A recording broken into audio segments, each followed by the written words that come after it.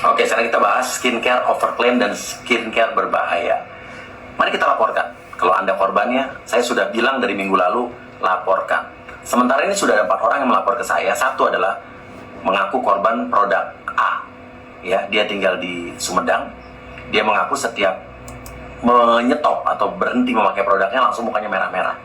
Saya sudah tawarkan untuk lapor polisi, ya, dan juga lapor ke saya. Malah kalau perlu saya biayai ongkosnya ke Jakarta, bawa buktinya, produknya, dan dia bilang dia akan stop pemakaian produknya sehingga pas merah-merah dia akan datang ke saya dan itu bisa membuktikan. Ayo, saya masih tunggu. Dan ada lagi seseorang yang mengaku korban katanya skincare-nya RG dan SS. Dia mengaku waktu memakai produk itu tahun lalu katanya hitam-hitam. Tapi sekarang sudah sembuh katanya. Saya masih menunggu. Ayo, kalau mau lapor produknya masih disimpan kan? Bawa. Ada lagi mengaku produk LG dan SS juga, mengaku korbannya mukanya merah-merah tapi katanya udah sembuh juga. Ya, saya masih tunggu. Ayo lapor, bawa ke saya produknya. Kalau memang produk LG SS itu memang bermasalah, berbahaya, saya pasti sikat kok. Ya, bawa buktinya ke saya. Ada satu lagi produk yang mengaku punya informasi tentang sebuah produk inisialnya B di Sumatera. Dia bilang produknya tanpa BPOM tapi beredar bebas di e-commerce. Sudah dikasih linknya. Jadi yang untuk produk A tadi, ya, yang pertama dan produk yang keempat, dia sudah memberikan bukti link penjualnya siapa segala macam, dan saya sudah serahkan informasi ke BPOM. Saya masih tunggu lagi pelapor yang kedua dan ketiga tadi. Dan saya masih mengundang Anda yang lain yang merasa korban, ayo jangan cuma teriak-teriak di medsos, ayo dong, ayo kenapa itu korban overclaim, korban berbahaya, tidak ditindak, tidak dipenjara. Tidak bisa dipenjara kalau lo nggak lapor. Kan laporan tuh harus ada legal standingnya. Lapor. Nggak bisa lo nggak lapor cuma teriak-teriak di sosmed, keluar-keluar, polisi berjalan. Nggak ada. Semua harus lapor. Dan nggak bayar. Jangan lagi nanti pas udah lapor, gue nggak ada duit, polisi bayar. Lo banyak alasan. Ayo lapor. Mari gue dukung, gue support. Nah, sekarang apa bedanya overclaim dengan skincare berbahaya? Itu dua hal yang berbeda, tapi dua-duanya sama-sama bisa dilaporkan. Skincare yang overclaim atau produk apapun yang overclaim itu artinya menurut BPOM adalah produk yang mengiklan atau mempromosikannya berlebihan. Misalnya bisa memutihkan, ternyata tidak. Ini bisa mencerahkan, ternyata nggak cerah-cerah.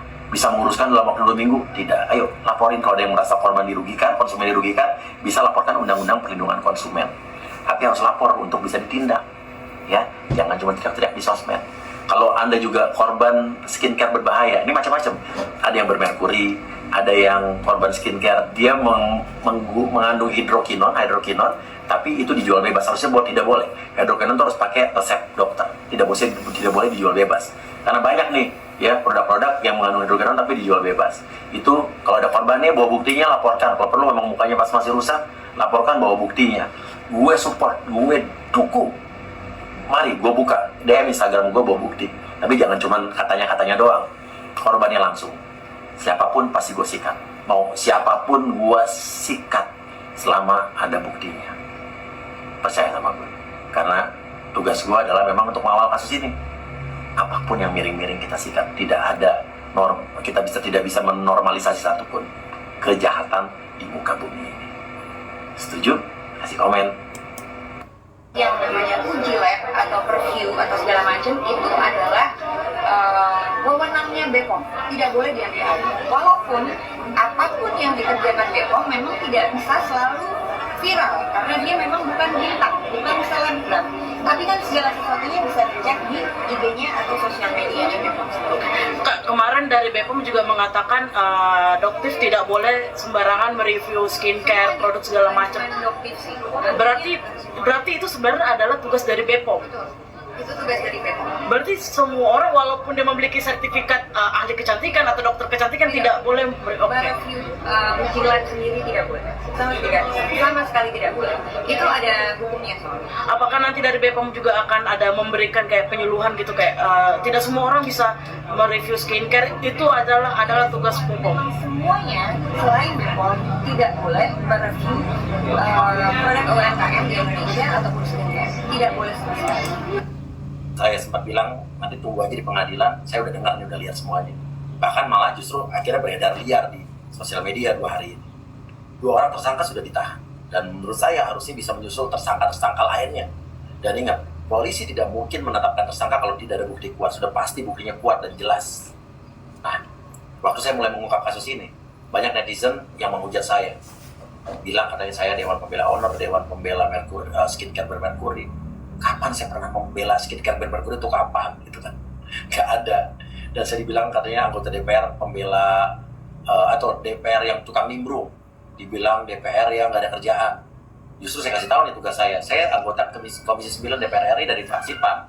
Komisi 9 itu membawai selain BPJS Kesehatan, tenaga kerja kesehatan, perlindungan pekerja migran, ada juga BPOM.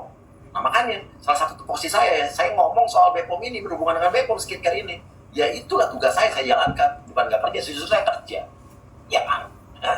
Nah justru saya di awal Oktober kemarin waktu baru dilantik, saya adalah orang yang pertama kali mengungkap dan mengangkat kasus skincare berbahaya dan juga kasus skincare dan obat-obatan makanan lainnya. Dan akhirnya saya menemukan fakta adanya pemerasan yang berhubungan dengan skincare. Dan saya sudah dengar dan lihat buktinya sejak awal. Nah, berhubung ini ada hubungan dengan BPOM, ya saya mempertanyakan, wajar dong saya mempertanyakan kisruh skincare ini. Dan saat saya mulai mengungkap adanya pemerasan, dugaan pemerasan, mulailah mereka ini memframing saya dengan tuduhan dan fitnah macam-macam. Tapi saya nggak peduli. Saya mau dibully, saya mau dihajar, selagi saya tegak lurus membela kebenaran keadilan, saya tidak pernah takut. Saya nggak peduli sama image dan sebagainya. Yang penting yang saya jalankan ini memberantas kejahatan. Sampai saya difitnah, katanya dibayar berapa 10.000 US dollar lah. Geli saya dengar. Nah sekarang justru saya balik nih. Ada kan sekarang dugaan seorang oknum dokter yang meminta dokter yang meminta 2 juta Singapura dolar, membawa pejabat, bilanglah dia bakal diundang di DPR bulan Januari, nanti bakal bisa beres semuanya.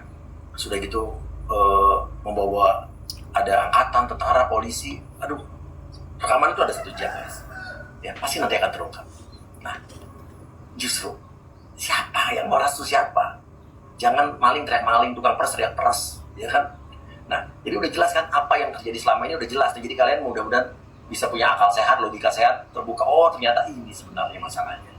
Nah tenang guys, skincare berbahaya, skincare yang meresahkan, skincare yang tidak berbepom, skincare yang overclaim, tetap kita akan bantai, kita sikat.